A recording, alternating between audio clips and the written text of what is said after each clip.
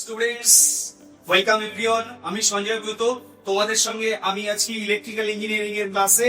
আর electrical engineering এর যাবতীয় তথ্য এবং যাবতীয় সমস্যার সমাধান আমি পরপর তোমাদের এই ইলেকট্রিক্যাল ইঞ্জিনিয়ারিং এর ক্লাসে নিয়ে আসবো, তোমাদের সামনে হাজির হবো। আমার সঙ্গে থাকবে তোমরা। আজকে ইলেকট্রিক্যাল ইঞ্জিনিয়ারিং এ একদম শুরুর ক্লাস, প্রারম্ভিক ক্লাস।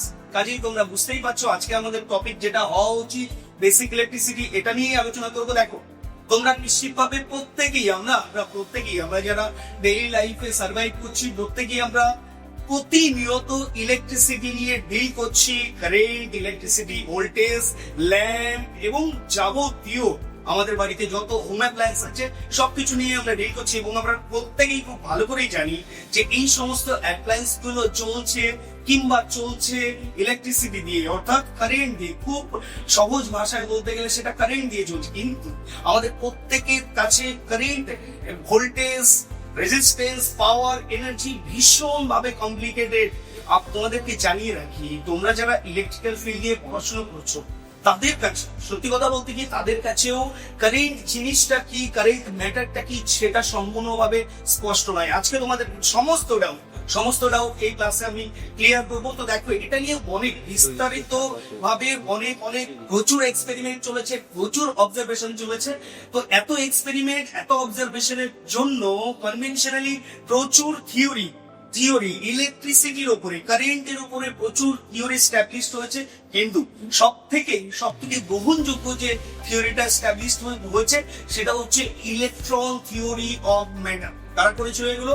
অনেক বড় বড় সায়েন্টিস্ট যারা পদার্থবিদ্যা নিয়ে প্রচুর পরিমাণে এক্সপেরিমেন্ট করেছে। তার মধ্যে কিছু উল্লেখযোগ্য নাম রয়েছে: Niels Bohr, J Thomson, sir Alex Curie. এই সমস্ত যারা অনেক বড় বড় সায়েন্টিস্ট, মহারথী, তারা এগুলো নিয়ে অনেক এক্সপেরিমেন্ট করেছেন এবং ফাইনালি প্রত্যেকেই সহমত হয়েছেন যে ইলেকট্রিসিটি অথবা কারেন্টটাকে একমাত্র সহজভাবে প্রত্যেকের কাছে বর্ণনা করা যায় অথবা এক্সপ্লেন করা যায়। সেটা কিভাবে না, সেটা হচ্ছে ইলেকট্রন থিওরি অফ ম্যাটার। তোমরা জানতে কি আমরা বর্তমান বিশ্বে এবং অত্যন্ত আদিম যুগ থেকে যা কিছু আছে, পৃথিবীতে যা কিছু আছে, বলতে গেলে সমস্ত কিছুই এই ম্যাটার, এই বস্তুগুলো তৈরি হচ্ছে কি নিয়ে? তৈরি হচ্ছে, আমরা ছোটবেলা থেকে পড়ে আসছি, অতি ক্ষুদ্র কণা যেটা হচ্ছে অণু, মলিকিউল। তারপর মলিকিউলটা ছিল অত্যন্ত ক্ষুদ্র কণা। তার পরবর্তী সময় যত ফিজিক্সের অগ্রগতি হয়েছে, পদার্থবিদ্যার যত অগ্রগতি হয়েছে, পরবর্তী সময় আমরা জানতে পারলাম যে অণু নয়, পৃথিবীর আদি কণা হচ্ছে পরমাণু। এবং এই পরমাণুকে যখন আদি কণা হিসেবে এস্টাবলিশ করা হলো, পরবর্তীকালে সেই ধারণা ভ্রান্ত প্রমাণিত হলো, পরমাণুকেও ভাঙা গিয়েছে।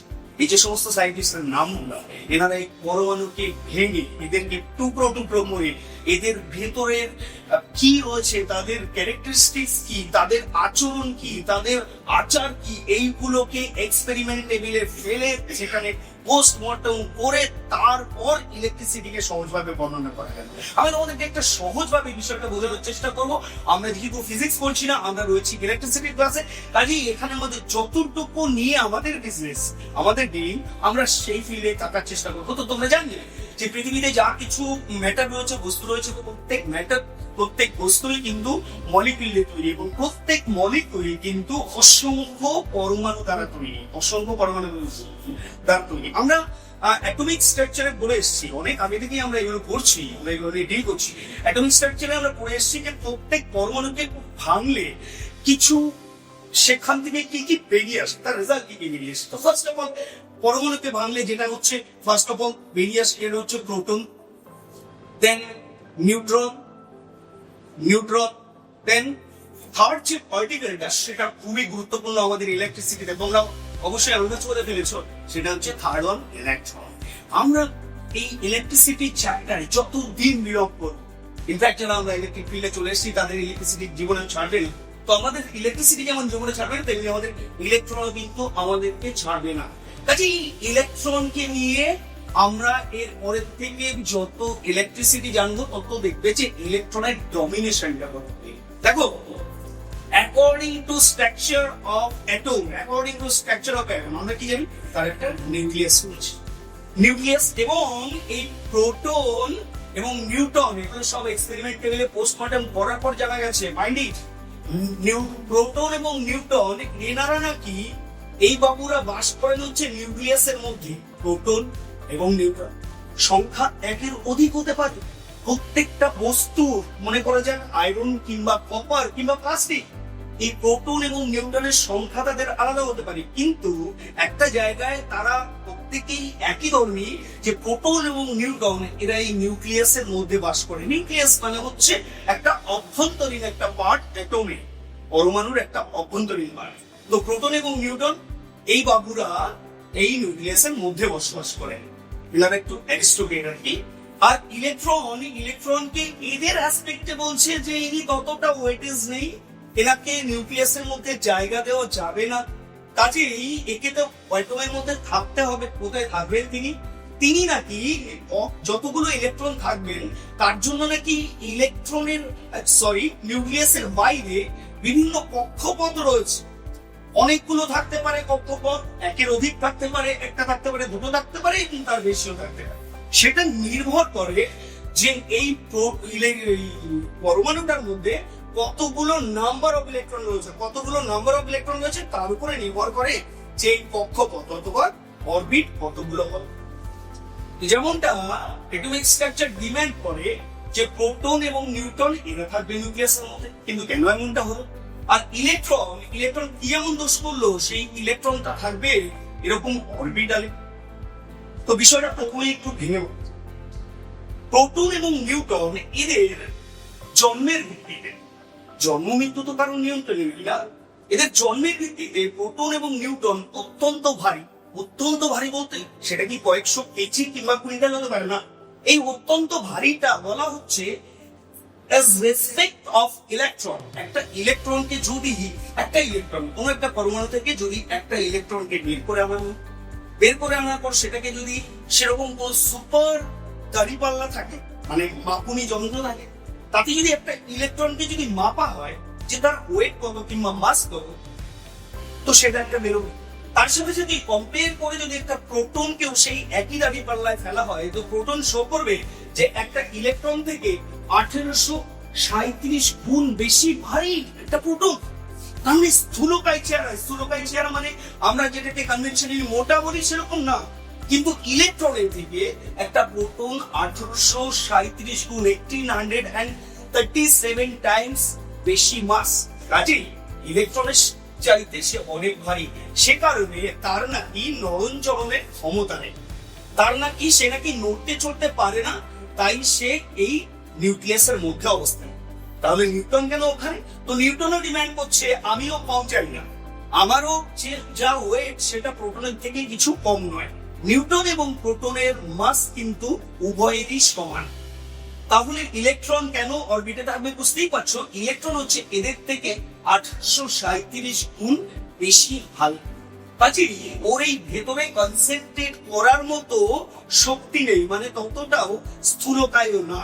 কাজেই ওর মধ্যে মোবিলিটি ফর্মটা অনেক বেশি। মোবিলিটি মিন্স ও নড়তে চড়তে পারে, ঘুরতে ফিরতে পারে, উড়ে বেড়াতে পারে, কিন্তু যতই উড়ুক সে কিন্তু এই অরবিটের মধ্যে অবস্থান করবে। যতই উড়ুক একটা ইলেকট্রন এখানে থাকতে পারে, কিন্তু সেই ইলেকট্রনটা এখানে থাকতে পারে না। পার্থক্য কি?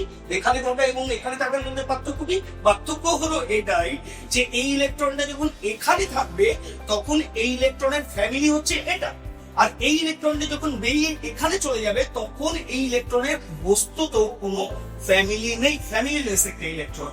কাজে প্রত্যেক ইলেকট্রন কোনো না কোনো একটা অ্যাটমের পার্ট, প্রত্যেক ইলেকট্রন কোনো না কোনো একটা নিউক্লিয়াসের পার্ট, নিউক্লিয়াসের সঙ্গে সে যুক্ত রয়েছে, সেই অ্যাটম ফ্যামিলিতে রয়েছে। কাজে এদের অবস্থান হয় এরকম। একদম ভেরি সিম্পল মোদ্দা কথা হলো অত্যন্ত হালকা হওয়ার দরুন এর ভিতরে কনসেন্ট্রেট করতে পারে না।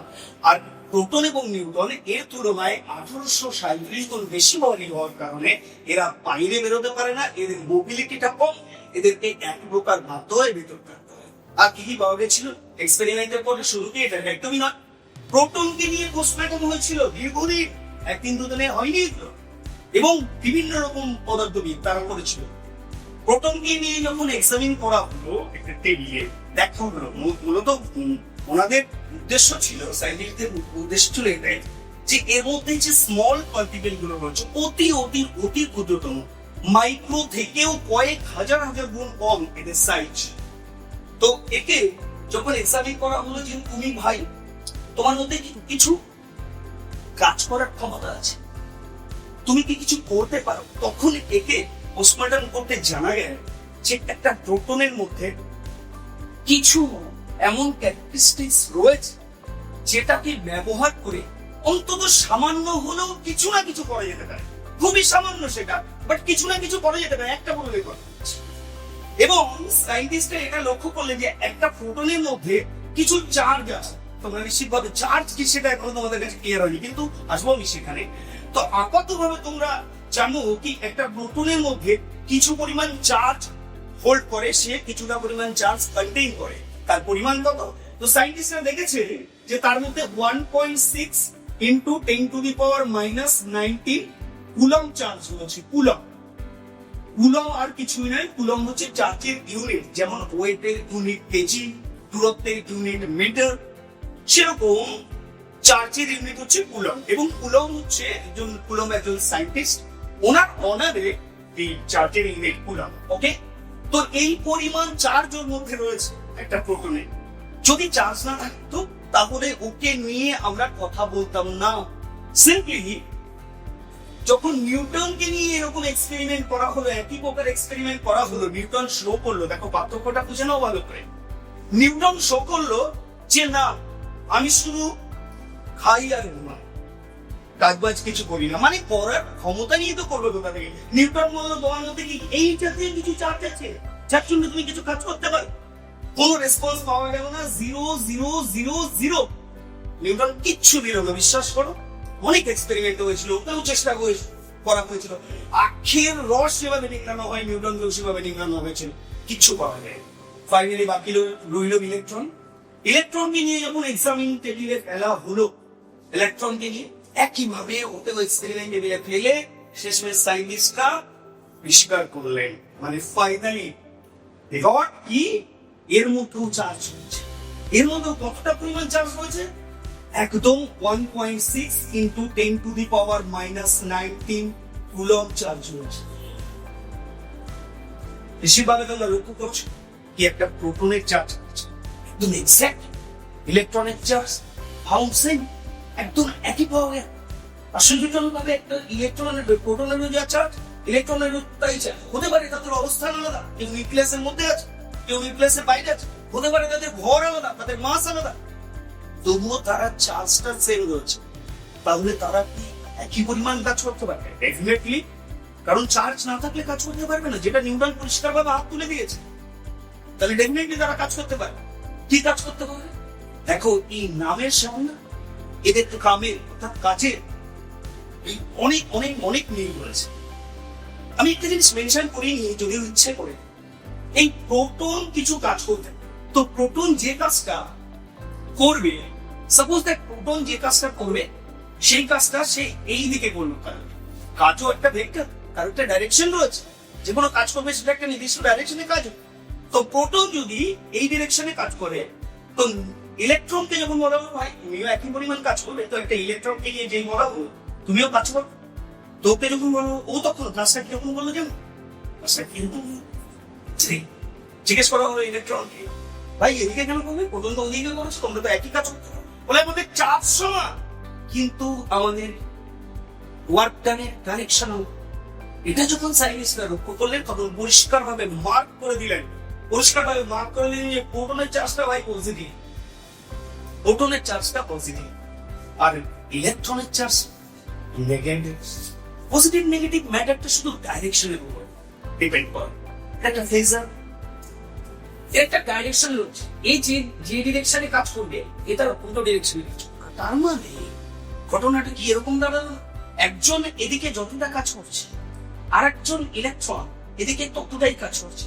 আমি যদি দুটো কাজকে যোগ করি, ভাই তোমরা দুজনে মিলে কতটা কাজ করবে, তো দুজনে মিলে কাজটা কি এরকম হলো, একজন এদিকে যতটা গেল একজন এদিকে ততটা গেল, ওদেরকে যদি যোগ করা হয় তাহলে আর কি পাবো, জিরোই পাবো। একজন পজিটিভ দিকে যে পরিমাণ ওয়ার্কটা হচ্ছে নেগেটিভ থেকে সেম পরিমাণ ওয়ার্ক। তাহলে সিরোকম। আমি তারপরে বলতে তোমার পূর্বপুরুষরা, ওকে, তো তারা কি করলেন, একটা প্রোটন এবং ইলেকট্রনের একটা প্রোটন, যাকে মেনলি হচ্ছে যাকে এটা হচ্ছে পজিটিভ দিয়ে ইন্ডিকেট করা যাচ্ছে এখন, কারণ তাকে ডাইরেকশন আপওয়ার্ড দিয়েছে।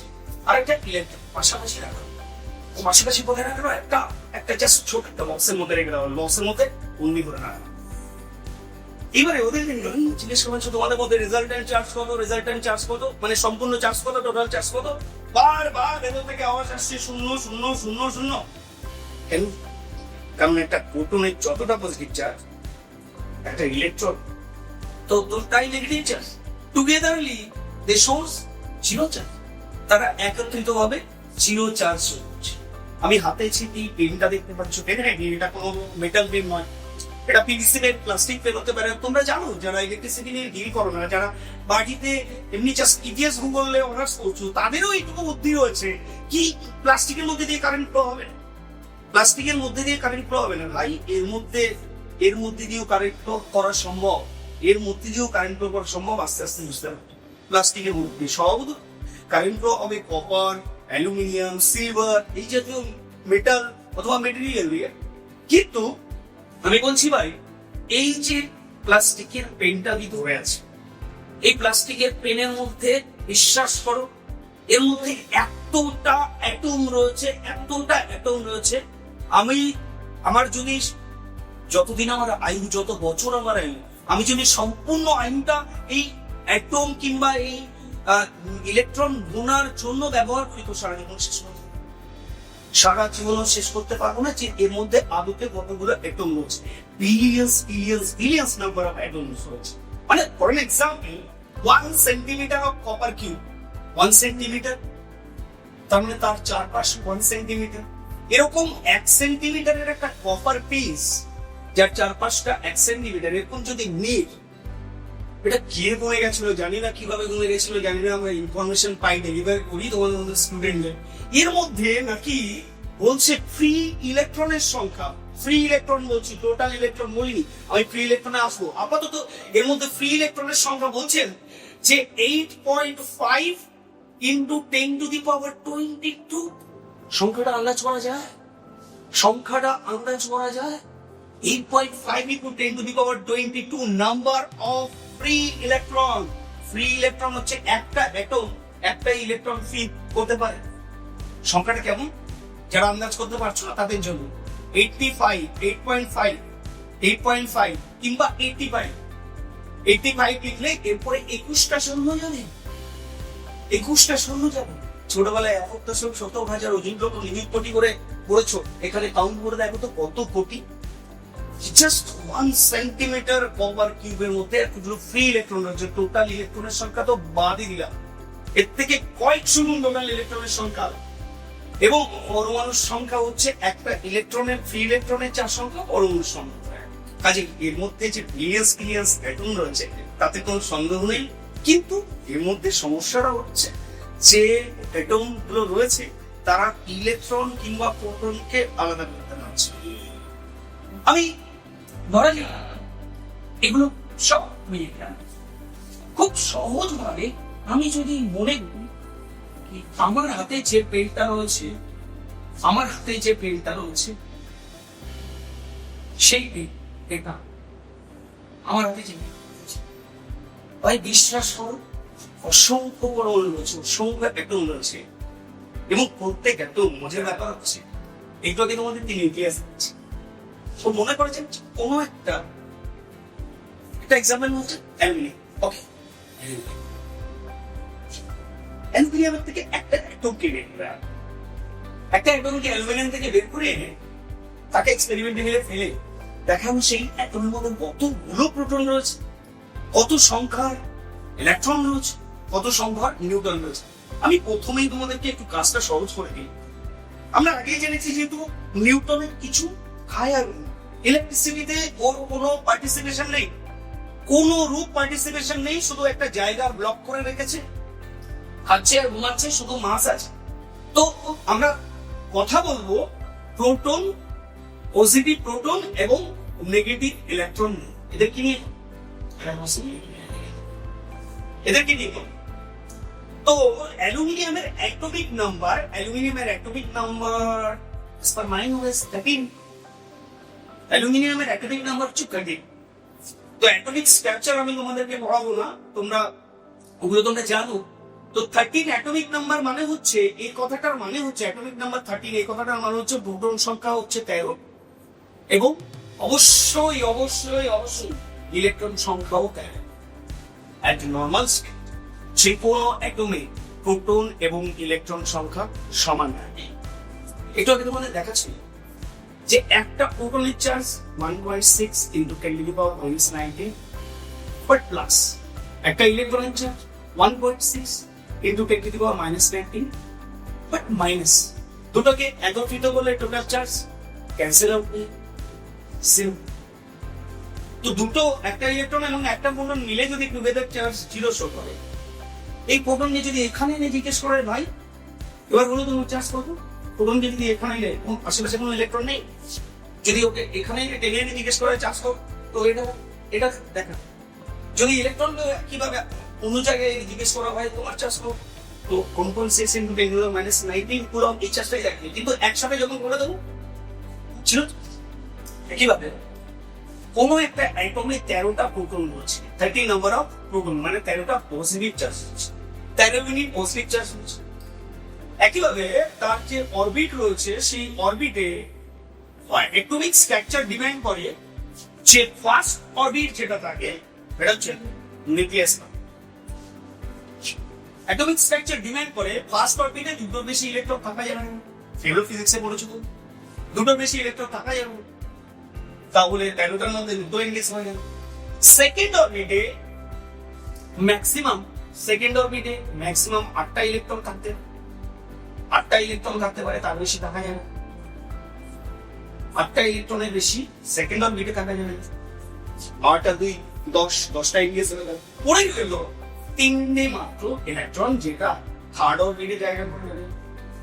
মজার ব্যাপার বলছো যে এখানে 13টা ইলেকট্রন রয়েছে এবং 13টা প্রোটন রয়েছে। আমি একটু বলছিলাম যে একটা ইলেকট্রন এবং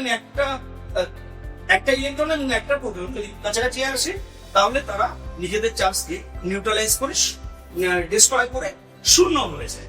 তাহলে একটা অ্যাটমের কাছে যদি জিজ্ঞেস করে ভাই তোমার চার্জ কত, তো ডেফিনেটলি অ্যাটমটা বলবে আমার 13টা প্রোটন রয়েছে, জানো আমার কাছে 13টা ইলেকট্রন রয়েছে, কিন্তু তোমার কাছে কোনো চার্জ নেই।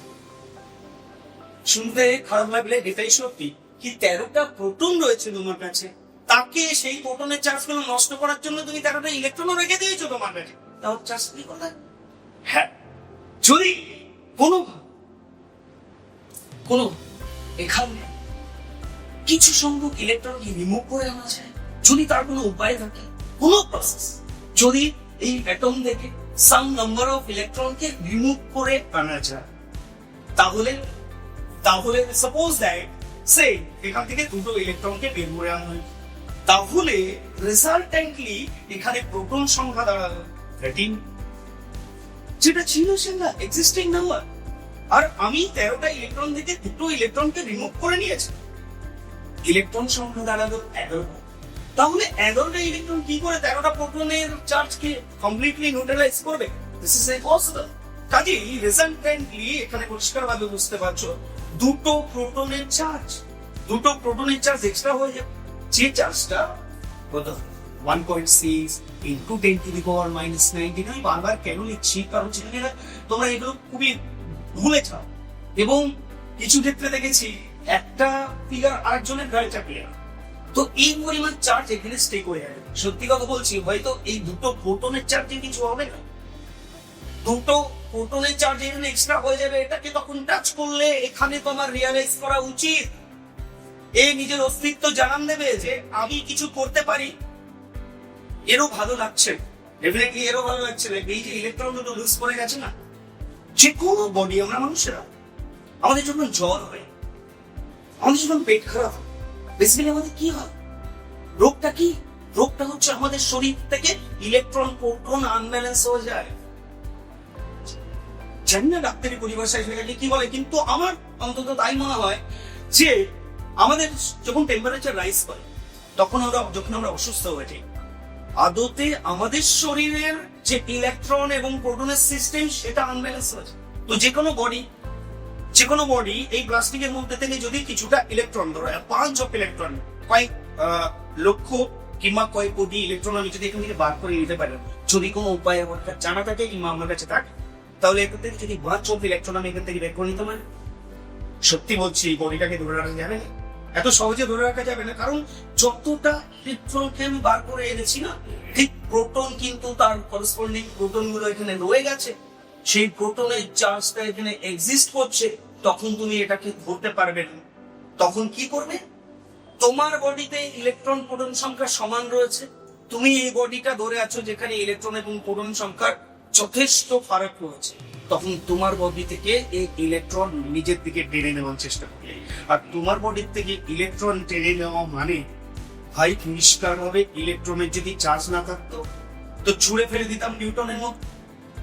ইলেকট্রন প্রোটন এদেরকে নিয়ে আমরা এত প্রায়োরিটি দিচ্ছি কেন, এদেরকে এতই বা আমরা আলোচনা করছি কেন? শুধুমাত্র চার্জ আছে। তো আজকের পর থেকে জেনে রাখবে যে ইলেকট্রন মানেই চার্জ, নেগেটিভ চার্জ, প্রোটন মানেই চার্জ, পজিটিভ চার্জ। এবং ইলেকট্রন যখন তোমার শরীর থেকে টেনে নিয়ে এর যে ডেফিসিট রয়েছে, যে ঘাটতিগুলো রয়েছে, সেই ঘাটতিগুলো পূরণ করতে চাইবে না, তখন তোমার শরীর থেকে এই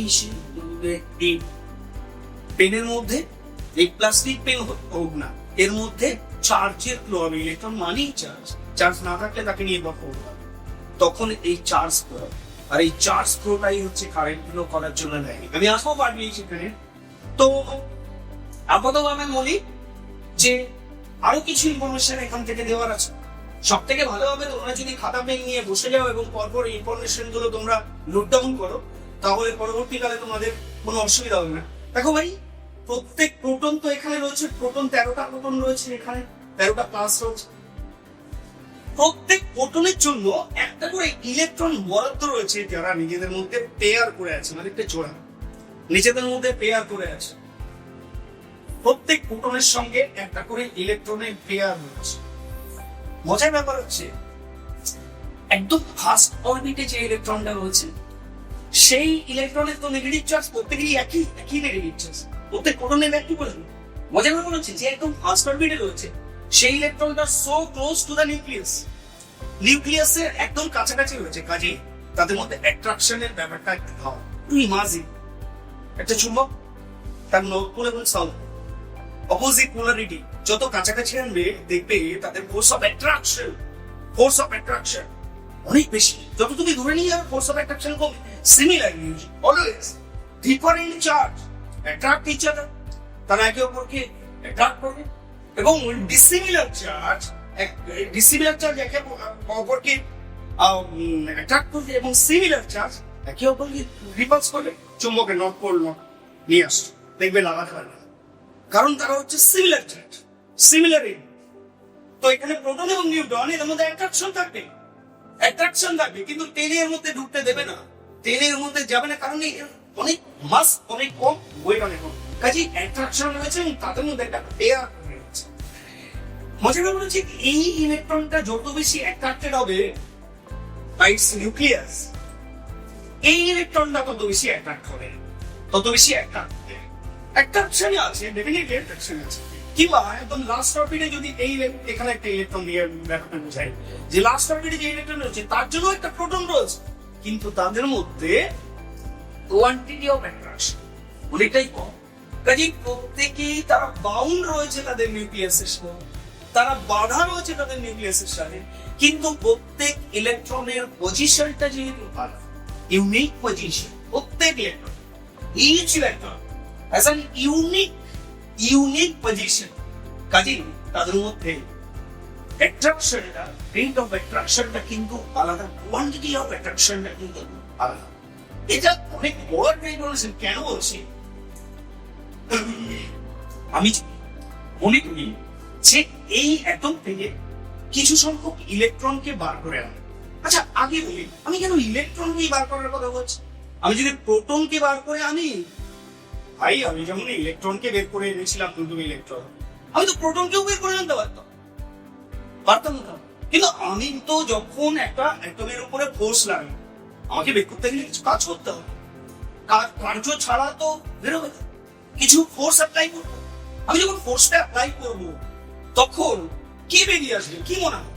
সব থেকে যে হালকা পলকা, যে অলরেডি পা বাড়িয়ে আছে, তোমরা লক্ষ্য করছো যে মোবাইল ফোনে রয়েছে ইলেকট্রন, যে অলরেডি পা বাড়িয়ে রয়েছে, আমি অনেক হালকা। তাহলে আমি যদি একটা কিউমুলেটিভ ফোর্স ওর উপরে লাগাই, ঝড়ে কিন্তু এরা বেরিয়ে আসবে, কিন্তু প্রোটন কি বের করা সম্ভব? ইনফ্যাক্ট তুমি যদি টার্গেট করে প্রোটনকেও বের করতে চাও না, এখান থেকে একটা প্রোটনকে টার্গেট করে বের করতে চাইছো, এই ফাঁকা দিয়ে বের করতে চাইছো, বোঝার ব্যাপার হচ্ছে এই ইলেকট্রন গুলো তোমাকে বের করতে দেবে না, তারাও তোমাকে অপোজ করবে, এদের সঙ্গে তোমাকে ফাইট করতে হবে। কেন? এখান থেকে একটা প্রোটন দিয়ে বের করে আনবে, এই অরবিটে যদি একটা ইলেকট্রন থাকে সেই প্রোটনকে সেটি যেতে থেকে টানবে না, তুমি বের করে আনছো। একটা পজিটিভ চার্জকে একটা নেগেটিভ চার্জের পাশ দিয়ে নিয়ে যাও, একটা চুম্বকের নর্থ পোলকে দাঁড় করিয়ে রেখেছো, তার উপর দিয়ে একটা সাউথ পোলকে নিয়ে যাচ্ছ, এই সহজে নিয়ে যেতে পারবে? তোমাকে ওখানেও কিন্তু আটকাবে।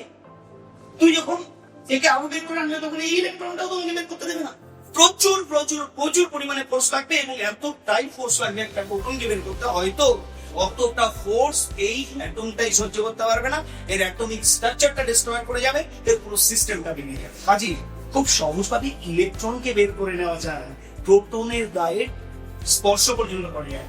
তো ইলেকট্রনকে বের করলে যেমন একটা বডি কিংবা একটা অ্যাটম পজিটিভলি চার্জ হয়ে, কারণ প্রোটন সংখ্যা বেশি হয়ে যাবে, তেমনি যদি একইভাবে জিজ্ঞেস করো যে স্যার এটাকে নেগেটিভ চার্জ কিভাবে তৈরি করেছে, একে নেগেটিভলি চার্জ করতে চাই, সাপোজ দ্যাট কি এই হচ্ছে বডিটা, এই হচ্ছে একটা বডি, এই বডি থেকে আমি বলছি যে আমি বাঞ্চ অফ ইলেকট্রনকে রিমুভ করে আনলাম, আমার কাছে কিছু যদি প্রসেস থাকে ডেফিনেটলি আছে, ধরে এত কথা বলছি কেন? তো এখান থেকে বাঞ্চ অফ ইলেকট্রনকে বের করে আনলাম, বডিটা স্লিপ চার্জ অ্যাটেন করে আনলাম, পজিটিভ চার্জ চাই। ফর কিউরিওসিটি আমার এই সেম বডিটাকে আপনি নেগেটিভ করে দেখেন, নেগেটিভ করে দেখেন, কি উপায় আছে? ভাবো, পজ করো, ভাবো। তো দেখো এখানে যেমন ইলেকট্রনকে যেমন বের করে আনতে পেরেছে, সেটা আমরই কোনো ব্যাপার ছিল, তেমনি এই বডির মধ্যে ইলেকট্রন এবং প্রোটন সংখ্যা সমান হচ্ছে। পৃথিবীতে যত মেটেরিয়াল রয়েছে, এই সুযোগে বলে নিই তোমাদেরকে, পৃথিবীতে যত মেটেরিয়াল রয়েছে সমস্ত মেটেরিয়ালের মধ্যে যাদেরকে সারাদিন নিয়ে আমরা নাড়াচাড়া করছি, আমরা কিছু হচ্ছে না, আমাদের কোনো অ্যাক্সিডেন্ট হচ্ছে না, সমস্ত মেটেরিয়ালের মধ্যে ইলেকট্রন এবং প্রোটন সংখ্যা, মানে যতগুলো অ্যাটম আছে প্রত্যেক অ্যাটমে ইলেকট্রন এবং প্রোটন সংখ্যা সমান রয়েছে। কাজে এই বডিটাকে নিয়ে তুমি যা খুশি তাই করতে পারছো। বিশ্বাস করো আমার কথা, এই বডিতে যে অ্যাটম গুলো রয়েছে সেই অ্যাটম গুলোর মধ্যে অবস্থিত ইলেকট্রন এবং প্রোটন সংখ্যা যদি সমান না হতো, এই বডিকে নিয়ে তুমি যা খুশি তাই করতে পারতে না, হয়তো কাছে যেতে পারতে না, কারণ রেজাল্টেন্টলি এর মধ্যে কোনো আইদার ইলেকট্রনের চার্জ অর প্রোটনের চার্জ দাঁড়িয়ে প্রত্যেক মেটেরিয়াল যা কিছু রয়েছে প্রত্যেকের মধ্যে অ্যাটম তো ভেরিয়েন্স, তারপরেও তার থেকে অনেক বেশি ইলেকট্রন এবং প্রোটন, কিন্তু যাই থাকুক না কেন, যেহেতু প্রত্যেক অ্যাটমের মধ্যে ইলেকট্রন এবং প্রোটন সংখ্যা সমান, তো এর মধ্যে যদি কয়েকশো কোটি অ্যাটম থাকে তাহলে রেজাল্টেন্টলি যদি কাউন্ট করা হয় তাহলে ইলেকট্রন এবং প্রোটন সংখ্যা সমান, এবং that is why this body is electrically no charge and neutral minded. তো তুমি বলছো স্যার এটাকে নেগেটিভ বানাও, তো বানিয়ে দেন কিভাবে? না ভাই, এটাকে তুমি ইলেকট্রন বের করে এনেছো তাই প্রোটন বেশি হয়ে গেছে, এর মধ্যে ইলেকট্রনকে ঢুকিয়ে দাও, ইলেকট্রনকে ঢুকিয়ে দিই, এটাও হয় না, একদম হয়, আর হয় বলেই এত বড় হয়েছে, না হলে কেন? তো এর মধ্যে ইলেকট্রন বাইরে থেকে ঢোকাতে হবে। তুমি ভাবছিলে, আমি জানি তুমি ভাবছিলে হয়তো না যে এর মধ্যে থেকে প্রোটন বের করে আনবে, প্রোটন বের করে আনলে সহজেই বডিটা নেগেটিভ চার্জ হয়ে, প্রোটন বের করে আনলে ইলেকট্রন বেশি হয়ে যাবে, তাহলে নেগেটিভ চার্জ হয়ে যাবে। ইট ইজ অবস্থা, আইদার তোমাকে ইলেকট্রন রিমুভ করতে হবে অর ইলেকট্রন অ্যাড করতে হবে। তাহলে ইলেকট্রন যদি অ্যাড করি তাহলে এখানে এটাকে নিয়েই এক্সাম্পল হিসেবে নেওয়া যায়, 13টা প্রোটন রয়েছে, 13টা ইলেকট্রন রয়েছে, এই বডিতে যদি কোনোভাবে আরো 2টো কিংবা 3টে ইলেকট্রনকে কি এখানে বসিয়ে দাও, ওই বডির যে অ্যাটমিক স্ট্রাকচার রয়েছে, যে অরবিট রয়েছে, সেই অরবিটের উপরে যদি জোর করে একদম জোর করতে গেলে কাজ করতে হয়, আর এখানে কাজটা খুব ইম্পর্টেন্ট, বারবার বলছি, জোর করে যদি তুমি এখানে বসিয়ে দাও তাহলে এই বডিটাও নেগেটিভ, এই অ্যাটমটা নেগেটিভ হবে, ফাইনালি রেজাল্টেন্টলি এই বডিটাও নেগেটিভ হবে। তো কোনো বডিকে যদি পজিটিভ চার্জ করতে হয় তাহলে তার মধ্যে থেকে ইলেকট্রনকে বের করে নিতে হবে। সিমিলারলি কোনো বডিকে যদি নেগেটিভলি চার্জ করতে হয় তাহলে তার মধ্যে ইলেকট্রন পোর করতে হবে, ইলেকট্রন অ্যাড করতে হবে। কিভাবে possible sir? That is law of electromagnetic induction. এভাবেই হচ্ছে ভাই, যত পাওয়ার প্ল্যান্টে মেগাওয়াট বিদ্যুৎ তৈরি হচ্ছে, এটাই করছিলাম না আমরা? ইলেকট্রন এবং প্রোটন সংখ্যা আলাদা করে দিচ্ছি, একটা বডি থেকে ইলেকট্রন তুলে নিয়ে আরেকটা বডি যোগ করে চাপিয়ে দিচ্ছি। বাস আমরা ওই যে কাজটা আমরা করছি সেই কাজটাকে আমরা পরে ফেরত নিচ্ছি কোথায়? আমাদের বাড়িতে ল্যাম্প চালাচ্ছি, আমাদের বাড়িতে টিভি চালাচ্ছি, ফ্যান চালাচ্ছি, এখানে ফেরত নিচ্ছি। তো কাজটা একটা জায়গায় করা হচ্ছে, সেই কাজটা আর একটা জায়গায় ইউটিলাইজ করা হচ্ছে, আর একটা জায়গায় ব্যবহার করা হচ্ছে, আসবো সেসব জায়গায় পরে। তো আপাতত ভাবে বলি যে তাহলে আমরা পারবো না, আমরা ইলেকট্রন বের করে একটা বডিকে পজিটিভ চার্জ করতে পারবো আর ইলেকট্রন অ্যাড করে একটা বডিকে নেগেটিভ চার্জ করতে পারবো। ঠিক আছে, তো আমরা কি সব মেটেরিয়াল মিলে এটা পারবো? সে ব্যাপারে একটু বিস্তারে আলোচনা করা যাক। আমরা কি পাই?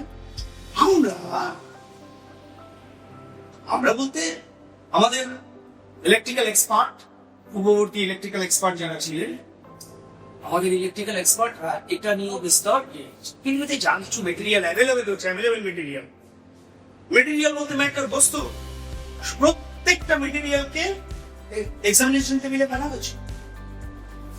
যা কিছু মেটাল রয়েছে, উড, প্লাস্টিক, গ্লাস, সিরামিক, মাইকা, ইট, বালি, পাথর,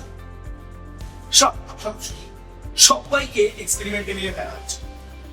ফেলে মনে করা যাক এটা স্টিল, আচ্ছা আয়রন, এটা প্লাস্টিক, এটা গ্লাস, এরকম সমস্ত মেটেরিয়ালকে নেওয়া হচ্ছে। ফাইনালি আমরা যেটা পেয়েছি, এদের অ্যাটম গুলোকে এক্সামিন করা হচ্ছে। আমরা দেখুন আয়রনের থেকে ইলেকট্রনকে বের করতে চেয়েছি, আয়রন এনাও করেছে, ঠিক আছে। এটা আমাদের যে ফোর্স আমরা দিতে পারি, ব্যবহারিক প্রেসার, সেই প্রেসার আয়রনকে দেওয়া হয়েছে, এটা প্লাস্টিক। সেই প্রেসার আয়রনকে দেওয়া হচ্ছে, আয়রন বলছি ওকে ইলেকট্রন নিয়ে, তো ইলেকট্রন যখনই নিয়ে নিলাম নেগেটিভ চার্জ হয়ে গেল। আয়রনকে বললাম ইলেকট্রন দেবো তোমার না, ঠিক আছে দিয়ে দিই, নিলাম। মানে নিতে চাই না কেউই ভাই, কেউই অসুস্থ হতে চাই না। ইলেকট্রন এবং প্রোটন সংখ্যা সমান থাকা মানে প্রত্যেক বডি সুস্থ হলো, তার কোনো রোগ ব্যাধি নেই। কিন্তু ইলেকট্রন প্রোটন সংখ্যা আলাদা করা মানে সেটা জড় বস্তু হলেও, সেটা আয়রন কিংবা প্লাস্টিকের মতো ম্যাটার হলেও সেও অসুস্থ হয়ে যাবে, তারও ডিফরমেশন আসবে। সো কেউ নিতে চায় না, কিন্তু পসিবল দিলাম। প্লাস্টিককে যখন জিজ্ঞেস করা হলো ভাই প্রত্যেকে তো কিছু ধরো 10 নিউটন বল প্রয়োগ করে, 10 নিউটন ফোর্স অ্যাপ্লাই করে এর থেকে ইলেকট্রন নিয়ে করেছি কিংবা দিয়েছি, ভাই তোমাকে আমি 10 নিউটন বল প্রয়োগ করলাম, তুমি আমাকে কিছু ইলেকট্রন দাও।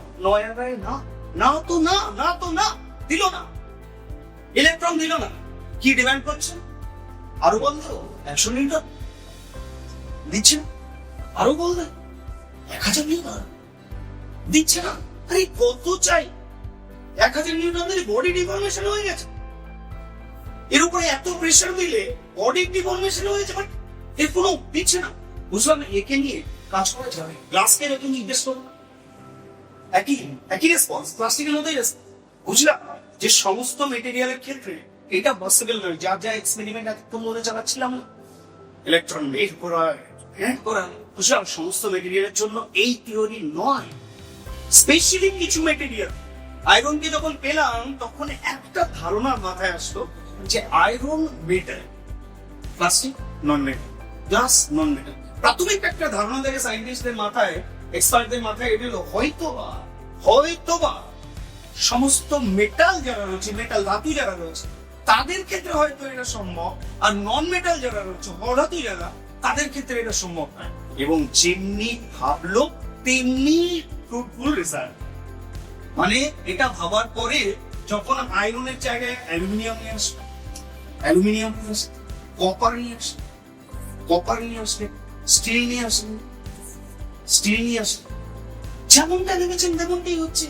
মানে যারা মেটাল আইডেন্টিফাইড মেটাল, তারা প্রত্যেককে এই জিনিসটা অ্যালাউ করছে যে ইলেকট্রন দেবেন, ঠিক আছে, চাই না তবু দিন, আপনি ফোর্স করছেন, এরা অ্যালাউ করছে। এবং অল নন মেটাল তাদের এটা হচ্ছে। বলে রাখি তোমাদেরকে, যাদের ক্ষেত্রে এটা হচ্ছে সমস্ত metal, iron, aluminium, copper, steel, gold, nickel, এরা যারা এই বিহেভিয়ারটা শো করলো, এই ক্যারেক্টারিস্টিক্সটা দেখালো, তাদেরকে আমরা ইলেকট্রিসিটিতে নাম দিলাম যে তোমরা কন্ডাক্টর। কন্ডাক্টর কন্ডাক্টর সবাই কন্ডাক্টর যারা কারেন্ট কন্ডাক্ট করে, যে সমস্ত মেটেরিয়ালের মধ্যে দিয়ে কারেন্ট কন্ডাক্ট করতে পারে, বিশ্বাস করো, যাদের এই প্রসেসটা সম্ভব, আইদার এই বডিকে চার্জ কিছুটা অ্যাড করে দেওয়া অথবা চার্জ কিছুটা বের করে আনা, এটা সম্ভব, তারাই একমাত্র কারেন্ট ইলেকট্রিসিটিতে পার্টিসিপেট করতে পারে, এটা পার্টিসিপেট করতে পারে। তো যাদের মধ্যে দিয়ে এটা হলো না, তাদের নাম দিয়ে দিলাম নন কন্ডাক্টর। নন কন্ডাক্টর প্রচলিত নাম হচ্ছে ইনসুলেটর। ইনসুলেটর। তাহলে তোমাকে যদি জিজ্ঞেস করা হয় যে কাকে ব্যবহার করবো ইলেকট্রিক ফিল্ডে, কোন উত্তর হবে? কন্ডাক্টর। ইলেকট্রিক ফিল্ডে, ভাই ইলেকট্রিক ফিল্ডে ইলেকট্রিসিটি কন্ডাক্ট করার জন্য কিংবা ইলেকট্রিসিটি সরবরাহ করার জন্য ডেফিনেটলি কন্ডাক্টরকে ব্যবহার। নন কন্ডাক্টর কিংবা ইনসুলেটরকে কি ব্যবহার করবো ইলেকট্রিক ফিল্ডে? অবশ্যই ব্যবহার রয়েছে। মনে দেখবে ইলেকট্রিক পোলের মাথা, আমরা প্রচলিত ভাষায় যেটা বলি চীনামাটি, অ্যাকচুয়ালি চীনামাটি নয়, এটা টেকনিক্যাল নেম হচ্ছে, কেমিক্যাল নেম হচ্ছে পোরসিলিন। তো পোরসিলিন ওটা কিন্তু নন কন্ডাক্টর, কিন্তু তোমার যে পোলটা রয়েছে সেই পোলের সাথে কন্ডাক্টরের একটা আইসোলেশন রাখতে হবে। ধরো সাপোজ দ্যাট পোলটা মেটাল পোলও তো হতে পারে, পোলটা আয়রনের পোলও তো হতে পারে, তাহলে ওই আয়রনের পোলকে ক্যারি করছে একটা কারেন্ট ক্যারিং কন্ডাক্টর, তাহলে এই কারেন্টটা আয়রনের পোলে নেমে আসে এবং সেই অল কারেন্ট গ্রাউন্ড হয়ে যাবে, আর্থ হয়ে যাবে, এবং সেখানে যদি পোলটা কেউ টাচ করে একটা বিপজ্জনক পরিস্থিতি হয়ে যাবে। কাজে এদেরকে আইসোলেশনে রাখাটা খুব জরুরি। তাই ইনসুলেটরকে কিন্তু আমরা ইলেকট্রিক ফিল্ড থেকে ছুঁড়ে ফেলে দিতে পারি না। ইনসুলেটরকেও কিন্তু একইভাবে প্রয়োজন রয়েছে, যতটা কন্ডাক্টরের প্রয়োজন রয়েছে ঠিক একইভাবে নন কন্ডাক্টর অথবা ইনসুলেটরের প্রয়োজন রয়েছে ইলেকট্রিক ফিল্ডে। বরং ইনসুলেটরের প্রয়োজন বরং যার প্রয়োজন নেই সে হলো ইলেকট্রিক ফিল্ডে অপেক্ষাকৃত প্রয়োজন নেই করলে উপল হয়ে যাবে, হয়তো আমার ফাঁসিও হয়ে যাবে। তো যার প্রয়োজন কম, অপেক্ষাকৃত কম, সে হচ্ছে semi conductor. Semi conductor electric ফিল্ডের ব্যবহার একেবারেই কম, বরং ইলেকট্রনিক্স ফিল্ডে সেমি কন্ডাক্টর ছাড়া ইলেকট্রনিক্স ফিল্ডটাই হচ্ছে ইলেকট্রনিক ট্রেড, ইলেকট্রনিক ইঞ্জিনিয়ারিং পুরো সেমি কন্ডাক্টর ছাড়াও চলবে। বরং ইলেকট্রনিক্স ফিল্ডে কন্ডাক্টরের ব্যবহার একেবারেই কম এবং সেমি কন্ডাক্টরের ব্যবহার সেখানে 99.99%। কারা এই সেমি কন্ডাক্টর দুম করে উড়ে বসলো? যারা কন্ডাক্টর আইডেন্টি, তারা তো এই কাজটা সহজভাবে করতে দিয়েছে। যারা identified non conductor, plastic, glass, wood, ceramic, air, এরকম যা কিছু কন্ডাক্টর বাদ দিয়ে বেশিরভাগ সব এদের মাঝামাঝি একটা ফ্যামিলি রয়েছে, মানে আমরা হিন্দিতে বলি না ভ্যাকা না ভ্যাকা, মানে এদের কোনো ফ্যামিলিতেই এরা ঠিকঠাক বিলং করে না, এরা মধ্যবর্তী একটা ফ্যামিলি, নিজেদের আইডেন্টিটি শো করার জন্য এরা রয়েছে, এরা পৃথিবীতে ছিল, এরা আছে, এরা থাকবে। তো সেমি কন্ডাক্টর এরকম কিছু মেটেরিয়াল বুঝতে বুঝতে পাওয়া গেল। ওদের একটু এক্সাম্পলটা বলে নি, দেখো কার্বন হয়, আর খুবই কমন মেটেরিয়াল কার্বন, এবং এর ইউজ ইলেকট্রনিক্স ফিল্ডে কতটা সেটা হয়তো বলে আমার মতো ইলেকট্রিক্যাল এক্সপার্ট বোঝাতে পারবে না আমাদেরকে, এটা ইলেকট্রনিক্স এক্সপার্ট বলে দেবে। তো কার্বন, সিলিকন, সিলিকন তো স্যার দেখি, আচ্ছা ঠিক আছে নাম তো শুনেছ, সিলিকন, আর জার্মানি লিমিটেড, ভাই জার্মানি বেশি নয়, ওকে শুনতে দেখ সেমিকন্ডাক্টরের এক্সাম্পল পয়েন্টটা। এরা না নন কন্ডাক্টরের মতো বিহেভ করে, না কন্ডাক্টরের মতো এত ভালো বিহেভ করে। এরা বলছে আমরা অল্প বিস্তর কারেন্ট করতে হয়, আমরা বলতে আমাকে আমার থেকে ইলেকট্রন চাই, খুবই অল্প দিতে পারো, আমার কি ইলেকট্রন আমার মধ্যে ঢুকে দেবে, খুবই অল্প পারে। তাই ওদেরকে একটা মাঝামাঝি রাখো। That is why every class that semi not থেকে বোঝা যাচ্ছে semi not pure conductor, not good conductor, it is practically semi. Okay, so semiconductor, conductor and insulator যখন এরা এরকম আচরণ করলো তখন এদের পোস্টমর্টম মানে পেট কাটা হয়। পেট কাটা মানে বুঝতেই পারছো এটা নিয়ে কাটা হবে। এটা কি করা হলো, এদের অ্যাটমিক স্ট্রাকচারটা ফার্দার, এদের অ্যাটমিক স্ট্রাকচারটা আবারও এক্সামিন করা হলো। ভাই কি এমন আছে যে এরা করতে দিচ্ছে, এরা করতে দিচ্ছে না। তো যারা কন্ডাক্টর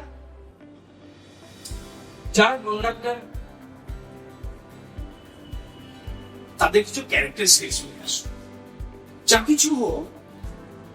কিছু হোক এদের একটা লাস্ট অরবিট রয়েছে। কন্ডাক্টর যারা, তাদের এই লাস্ট অরবিটের ইলেকট্রন সংখ্যা খুবই সিগনিফিকেন্ট। তার এই লাস্ট অরবিটের ইলেকট্রন সংখ্যা 1 হবে, আইদার অর 2 হবে অর 3 হবে। যারা কন্ডাক্টর লাস্ট অরবিটের ইলেকট্রন সংখ্যা 1, 2 অথবা 3। যারা সেমিকন্ডাক্টর তাদের লাস্ট অরবিটের ইলেকট্রন সংখ্যা জাস্ট 4 হতে হবে, ইকুয়াল টু 4। ইলেকট্রন সংখ্যা জাস্ট ইকুয়াল টু 4। যারা ইনসুলেটর তারা দেখালো, তাদের নিজেদের জাত চেনালো যে আমরা যারা ইনসুলেটর তাদের প্রত্যেকের লাস্ট অরবিটের ইলেকট্রন সংখ্যা আইদার 5, নইলে 6, নইলে 7, নইলে 8। লাস্ট অরবিটের ইলেকট্রন সংখ্যা কারোরই 8টার বেশি হতে পারে। অ্যাটমিক স্ট্রাকচারে এগুলো দেখানো আছে, তোমরা পড়েছো। তো basically those material are having 1, either 2 or 3 electron in their last orbit. They are identified conductor, copper, aluminum, steel, etc. Silver সব থেকে গুড কন্ডাক্টর হচ্ছে সিলভার, মানে সব থেকে বেশি অন্যদের ইলেকট্রিসিটি বলেন। সেমিকন্ডাক্টর বলছে আমরা যারা সেমিকন্ডাক্টর বাই লেগে আছি, লাইক জার্মেনিয়াম, সিলিকন, কার্বন, আমাদের প্রত্যেকেরই লাস্ট অরবিটে 4টে ইলেকট্রন রয়েছে। আমরা যারা নন কন্ডাক্টর ফ্যামিলিতে বাস করি, আমরা যারা ইনসুলেটর, আমাদের যাদের নাম দেওয়া হয়েছে ইনসুলেটর, তাদের লাস্ট অরবিটে ইলেকট্রন সংখ্যা এই সংখ্যাগুলোর মধ্যে যে কোনো একটা বেশ। তাতে কি হলো, তার জন্য এরকম করবে না। তারপর দেখা হলো যে কেন, তো ঠিক আছে ইলেকট্রন সংখ্যার উপরে কেন এটা তো এতভাবে নির্ভর করছে, ইলেকট্রন সংখ্যার উপরে কেন এটা এতভাবে নির্ভর করছে। তখন